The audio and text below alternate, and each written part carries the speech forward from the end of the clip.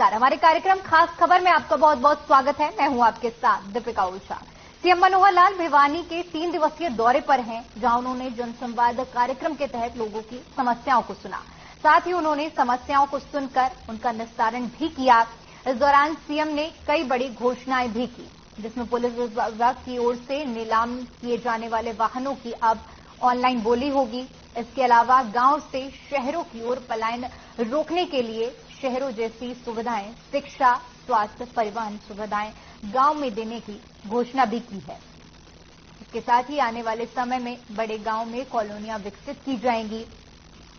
पानी को लेकर भी सीएम का बयान सामने आया है, जिसमें उन्होंने कहा कि पानी की समस्या का भी समाधान निकाला जाएगा। इसके साथ ही सीएम ने बारिश के चलते खराब हुई फसलों का भी जायजा लिया और कहा कि सरकार किसानों के साथ हर परिस्थिति में खड़ी है। इस दौरान कृषि मंत्री जेपी दलाल भी मौजूद रहे।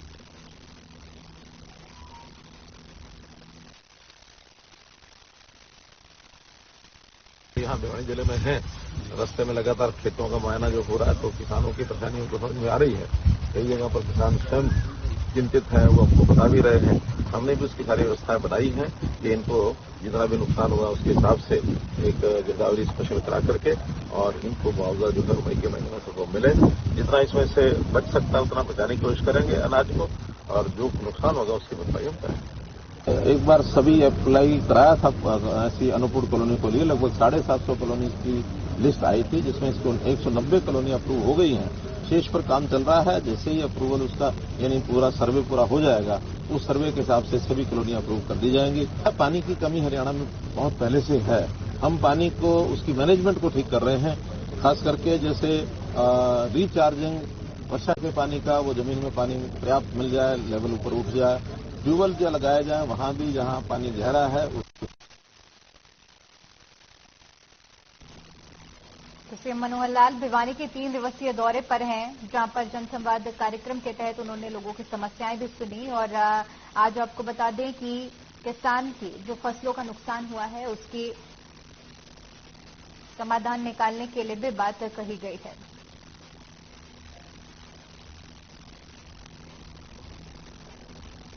बता दें कि सीएम आज खराब हुई फसलों का जायजा लेने पहुंचे थे।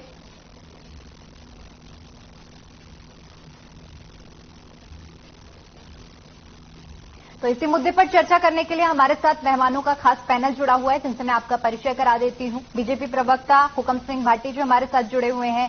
कांग्रेस प्रवक्ता बजरंग दास गर्ग जी हमारे साथ जुड़े हैं। इनेलो प्रवक्ता ओंकार सिंह जी हमारे साथ जुड़े हैं और फोन लाइन पर किसान नेता सतीश नंबरदार हमारे साथ जुड़े हुए हैं। आप सभी मेहमानों का बहुत बहुत स्वागत है।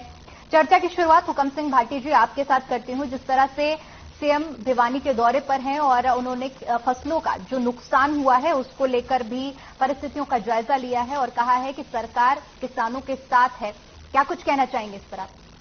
निश्चित तौर पर माननीय मुख्यमंत्री जी ने अभी भी, क्योंकि बारिश लगभग लगातार जो है बारिश हो रही है, जिससे खड़ी फसल को भी नुकसान हुआ है और फसल गिर भी गई है, काफी इसमें नुकसान हुआ है।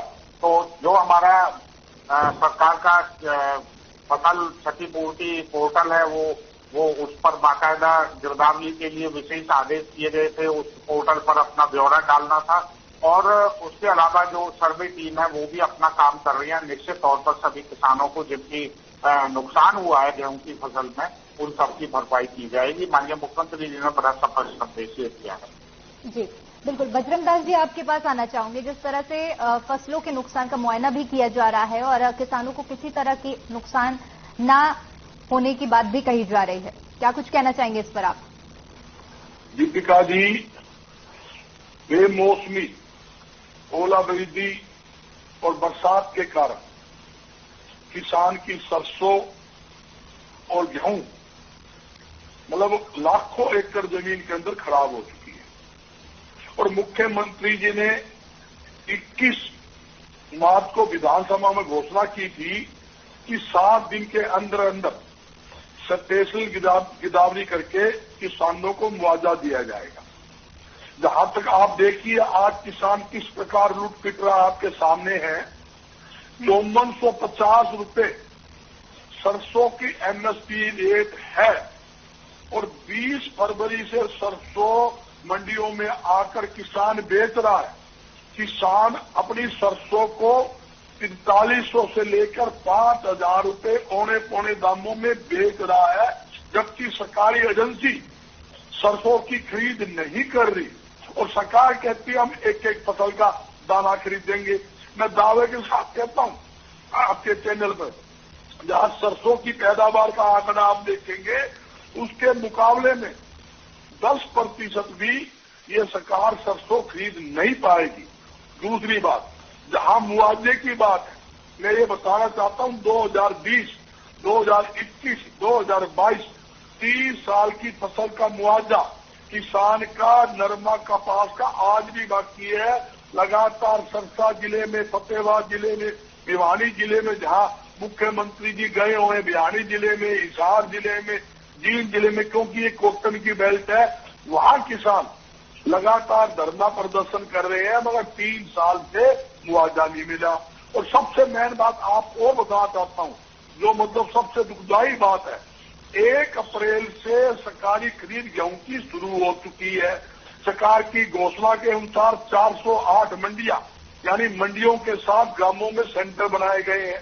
मैं पूछना चाहता हूं सरकार से, जहां आपने 1 अप्रैल से गेहूं की प्रतेल शुरू करी। ठीक है बजरंग जी, लौटूंगी आपके पास। ओंकार सिंह जी, आपके पास आना चाहूंगी। जिस तरह से किसानों की फसलों का नुकसान हुआ है, अब सरकार की तरफ से मई के महीने में मुआवजा देने की बात की जा रही है। दीपिका जी, देखिए, देर आए दुरुस्त आए। मुख्यमंत्री जी को 2024 याद आ रहा है। तो 2024 का सारा कारण है जो आज इनको किसान और जनता की याद आ रही है। आज से पहले क्यों नहीं आई? आज से पहले क्यों नहीं खेतों में गए? ये सिर्फ एक ढकोसलेबाजी है। आज प्रदेश का प्रत्येक वर्ग दुखी है, चाहे किसान है, मजदूर है, व्यापारी है, टुमेरा है, किसी वर्ग को, विद्यार्थी है, किसी वर्ग को ले लीजिए, सारों के छक्के छुड़ा रहे इन्होंने। और हरेक किसी को इन्होंने लत बरसाए है, यहाँ तक कि सरपंचों को भी लत बरसाए है। और 2024 याद है, सामने आ गया। और भाई अभी दिन दोबारा किसी परिवर्तन पद यात्रा इनको नजर आ रही है कि जनता जुड़ती जा रही है उनके साथ। उसके लिए ये कुछ नुकसान भरपाई के लिए मैदान में होते हैं। दीपिका जी सोचिए, अभी तक 8.5 साल हो गए, जनता दरबार लग रहे थे। दरबार मतलब राजा महाराजाओं के दरबार। लोकतंत्र में दरबार की कोई गुंजाइश नहीं होती, सरकार आपके द्वार जाती है। यह दरबार लग रहे थे और मुख्यमंत्री जी ने दरबार कैंसिल करके जनता के बीच में जाने का विचार बनाया। कारण क्योंकि सड़कों पर आ चुकी है, ला लो, पद परिवर्तन यात्रा चल रही है। इनको लगा कि 2024 में इनकी जमीन खिसक चुकी है। आज ये कह रहे बिस्की खोलने के लिए वैध करने की कॉलोनियां। दीपिका जी, सरकार का जाता गया, पहले तो ये पूछिए इनसे, बीजेपी प्रवक्ता थे, वैध और वैध के सरकार ने जनता का न्यास कर दिया है। कितने साल हो गए जिसकी बंद हुए? जिस व्यक्ति ने 1 प्लाट खरीदा अपना, विधानसभा में भी बहुत बार क्वेश्चन उठा, जिस व्यक्ति ने 1 प्लाट खरीदा उसकी रजिस्ट्री नहीं होगी। और अब ये कहे कॉलोनियां वैध करेंगे, गांव में भी कॉलोनियां काटेंगे। अब याद आई इनको। लेकिन ये जनता इतनी मूर्ख नहीं है, हरियाणा की बहुत समझदार जनता है हरियाणा की। वो जान चुकी है। बिल्कुल ओंकार सिंह जी, आपके सवालों का जवाब लूंगी। हमारे साथ सतीश नंबरदार जी भी जुड़े हुए हैं। जी सतीश नंबरदार जी, आपसे जानना चाहूंगी, जिस तरह से किसानों को अब मई के महीने में सरकार की तरफ से ऐलान किया गया है कि मुआवजा दिया जाएगा, आपकी क्या कुछ प्रतिक्रिया है इस पर? दीपिका जी, सबसे पहले तो मैं आपके चैनल का धन्यवाद करना चाहूंगा। आपने पूरी ग्राउंड रिपोर्ट जनता के सामने दिखाने का काम किया। और रही दूसरी बात, हरियाणा सरकार पूरी तरह ये जो ओलावृष्टि ये हुई उसमें पूरी तरह फेलियर साबित हुई है। क्योंकि एक तरफ जब किसान को पराली में गिरफ्तारी का टाइम आता है और तो इसमें कोई दिक्कत नहीं, इनका इंटरनेट पूरा अच्छी तरह काम करता है। और आज पूरी फसल खराब चौपट होने का काम हो गया था, गिरदावरी का बहाना करके किसानों को आज 15 दिन के करीब हो गया था लाते हुए।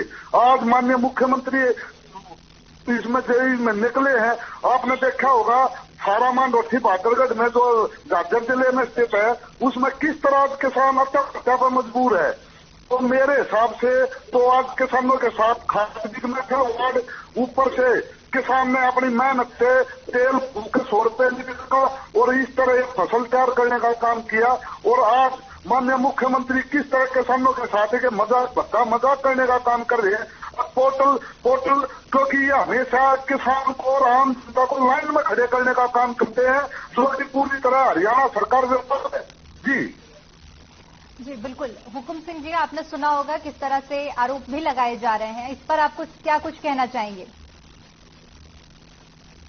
तो ओंकार सिंह जी की बात की तरफ आता हूँ। मैं ओंकार सिंह जी से पूछना चाहता हूँ, ओंकार सिंह जी, आपने कहा लोकतंत्र में जो दरबार के लिए, जनता दरबार के लिए कोई स्थान नहीं है, तो जरा ओम प्रकाश चौटाला साहब से पूछ के आइए 2000 से 2005 तक वो किस बात के लिए फिर जो जनता दरबार लगाते थे, जरा एक बार पूछ के आना, फिर आके टीवी डिबेट करना। इसलिए तथ्यों से हट के डिबेट करना, अपनी ही बात से मुकर जाना, ये लोकतंत्र के लिए शोभा नहीं देता है।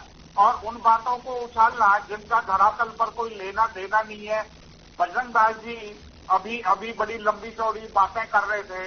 कांग्रेस का काम केवल और केवल जो विपक्ष की भूमिका है वो ये भूल गए और केवल एक विरोध करना है।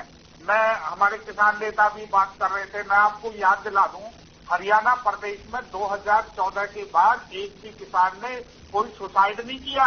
आप ये आंकड़ा उठा लीजिए, उसकी घर की समस्या होगी, कोई और समस्या, और उसको आप उसके साथ जोड़ेंगे खेती बाड़ी से संबंधित उसके नुकसान में, या उससे कोई सुसाइड आज तक हरियाणा में 2014 के बाद आज तक नहीं हुआ है।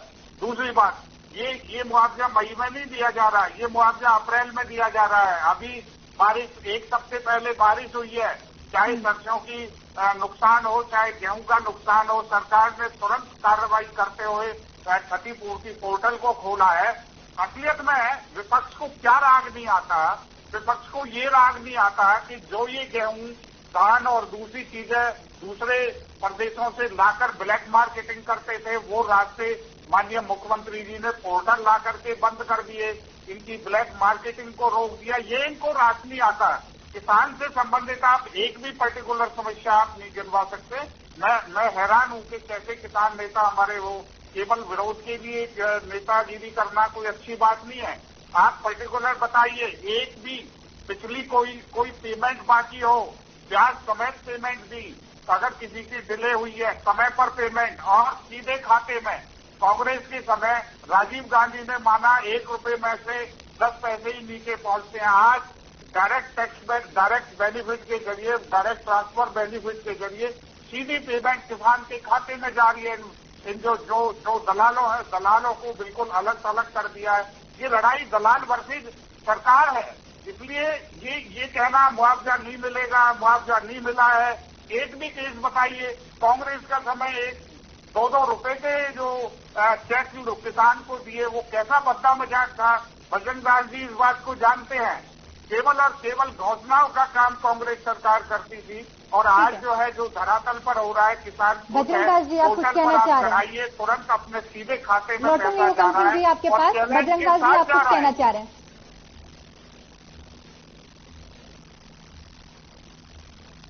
तो बताए, और मैं आंकड़े सहित बता रहा हूं, 3 साल का कपास का मुआवजा करोड़ों रुपए, थोड़ा नहीं करोड़ों रुपए, 20, 21, 22 3 साल का बाकी है, जिसके लिए किसान लगातार धरना प्रदर्शन कर रहे हैं। ये लगातार मैं बता दूं।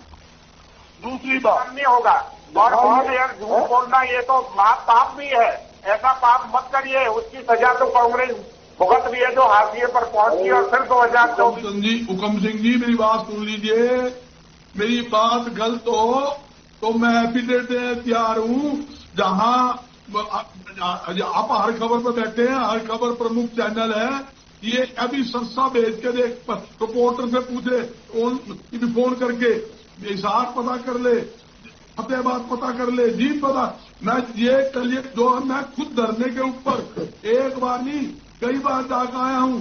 ईवी में 30 तारीख को सरसे को धरने पे गया था, और मेरे साथी आप बताइए, जहां तक जो सरसों की परचेज है आप कर रहे हो, आप पोर्टल दे लो, आप सिरसा जिले का नाम बताइए नहीं, क्यों झूठ बोलते हैं आप?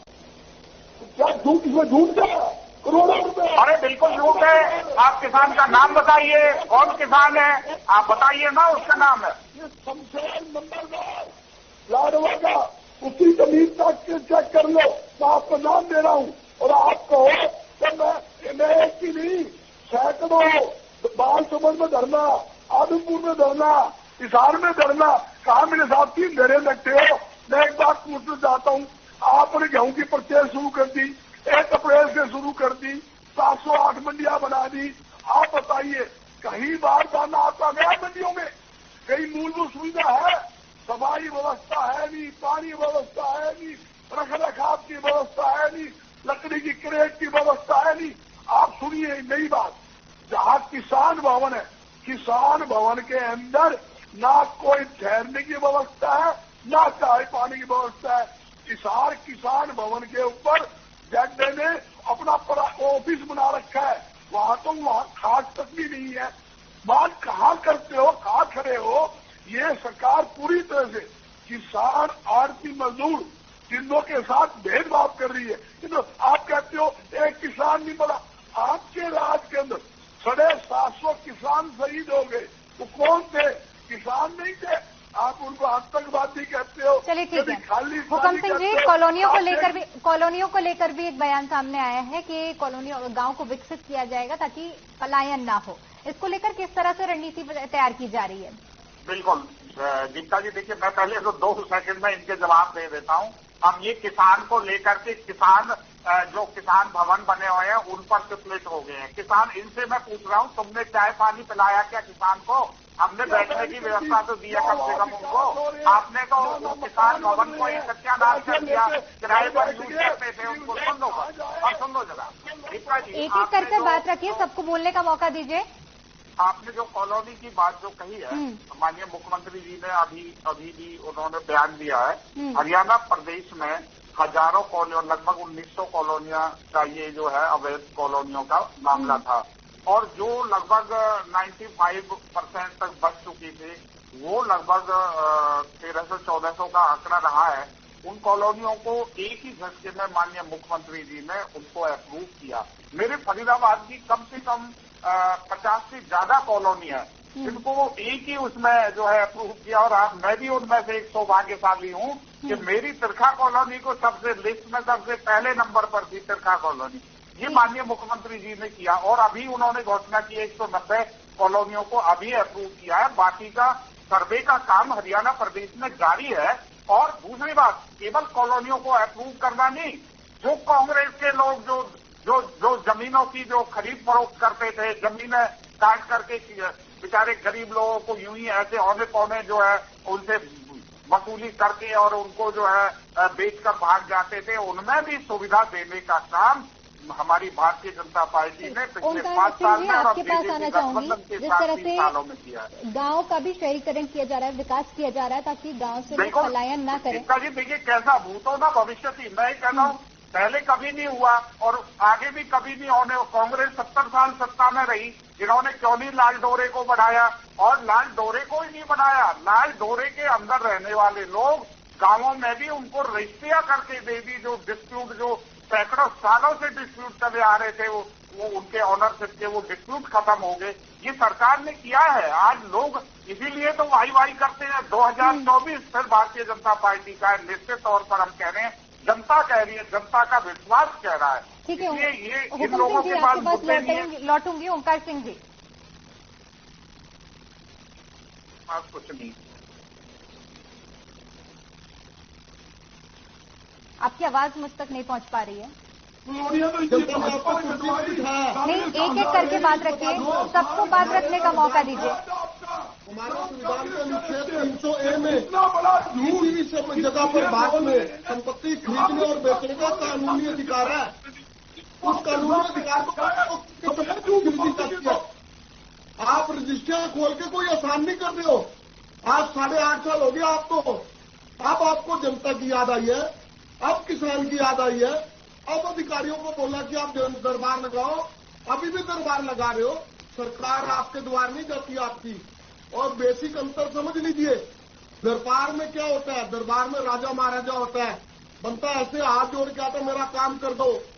लेकिन सरकार आपके द्वार में सरकार जाती है, अमुक दर्जे में किसी विशेष हल्के में सरकार जाती है, सभी अधिकारी साथ जाते हैं, मौके पर समस्याओं का निपटान होता है। आपके जैसा नहीं, आपके ढकोसलेबाजी सारी जनता जान चुकी है।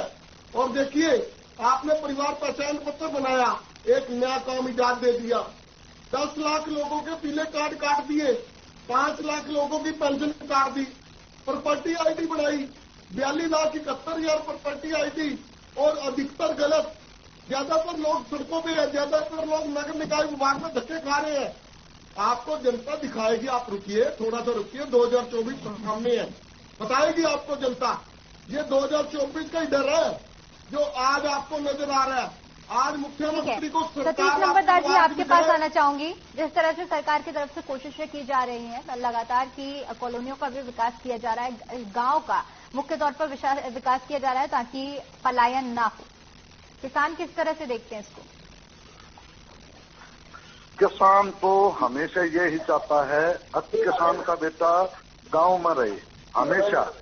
लेकिन सरकार ने जो आज ये बेरोजगारी का जो हरियाणा नंबर 1 पे है बेरोजगारी में, तो किसान का तो पलायन इन्होंने टाइम पर कभी भी आज 9 साल के करीब खट्टर सरकार को भी हो गए, आज तक कभी लाल डोरे का कहीं पर भी इन्होंने वो बनाया है। अब परिवार बढ़ गए, जिसका एक था उसके 4 बेटे हो गए, 2 हो गए तो 8 मकान बन गए। तो आज तक सरकार ने कभी गंभीरता से लिया भाई 8 मकान भी चाहिए। और आज ये अपनी वाई लूटने के लिए कॉलोनियों को पास करे, कॉलोनी में तो अपना प्लॉट खरीद के बनाना पड़ता है। लेकिन सरकार ने आज तक जो गरीब है गांव का है उनके परिवार बढ़े, कभी उनके बारे में विचार किया है? कभी इस तरह का वो किया? हमेशा डेमोलेशन और किसानों के साथ पक्का मजा। परिवहन जैसे कि सुविधाएं और ज्यादा बढ़ाने के लिए ताकि गांव का विकास हो सके। और जैसे कि आपने जिक्र किया कि किसान नहीं चाहेगा कि किसान का बेटा बाहर जाए, तो अगर इस तरह की सुविधाएं गांव में ही मिल जाएंगी तो बाहर पलायन करने की विचार किया है? कभी इस तरह का वो किया? हमेशा डेमोलेशन और किसानों के साथ पक्का मजा। परिवहन जैसे कि सुविधाएं और ज्यादा बढ़ाने के लिए ताकि गांव का विकास हो सके। और जैसे कि आपने जिक्र किया कि किसान नहीं चाहेगा कि किसान का बेटा बाहर जाए, तो अगर इस तरह की सुविधाएं गांव में ही मिल जाएंगी तो बाहर पलायन करने की जरूरत ही नहीं पड़ेगी। और मलाई खाने काम कर रहे हैं। बजरंग दास जी, आपके पास आऊंगी, पहले जिसका समय है उनको बोलने दीजिए। सतीश जी, आप अपनी बात रखिए। पहुंच पा रही है आप तक मेरी आवाज सतीश जी? हाँ जी, गांव में लाल डोरा बढ़ना चाहिए। हर गरीब मजदूर किसान को सरकार ने अपनी तरफ से प्लॉट देके और उनको बसाने का काम करना चाहिए, क्योंकि आज जो पुराने घर है सब खत्म हो चुके। हो जाओगे 1 मिनट करेगा। ठीक है। हाँ। हुक्म सिंह जी, आपने बात सुनी होगी, विपक्षी दलों की भी और साथ साथ किसान नेता की भी, क्या कुछ कहना चाहेंगे आप?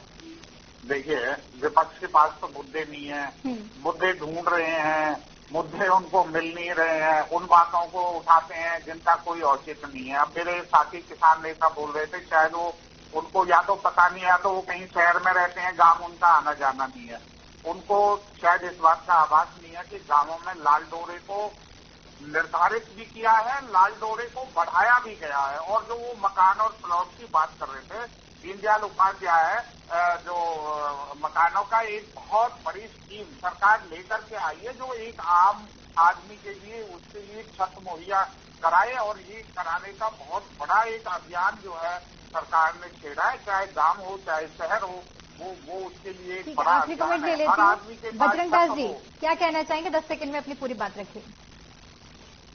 बात कर रहा हूँ, जहाँ कॉलोनी की बात है, कॉलोनियां जो कटी भारतीय जनता पार्टी के राज में कटी। 9 साल से इनका राज था, कांग्रेस का क्या लेना देना है? इन्होंने एक स्कीम बनाई कॉलोनाइजर से मलाई खाने के लिए, उतरती माल ले लेंगे टैक्सी भर के और जनता की रिक्शा करवा कर जनता का। ओंकार सिंह जी, आपका फाइनल कमेंट, बहुत ही संक्षिप्त में अपनी बात रखिए।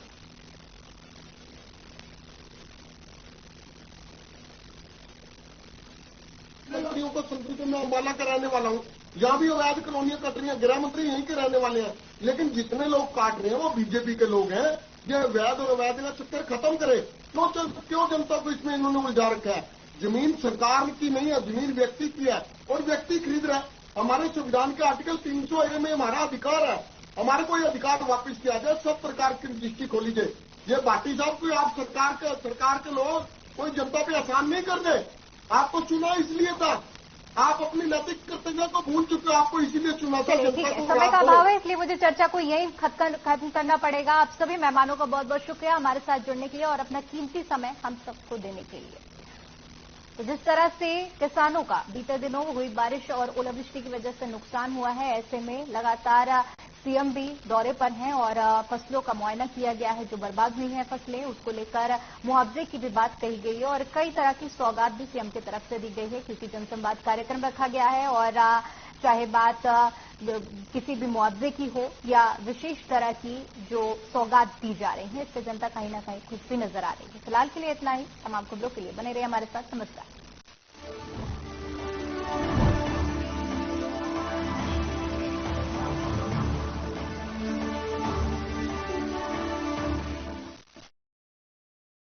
पंजाब है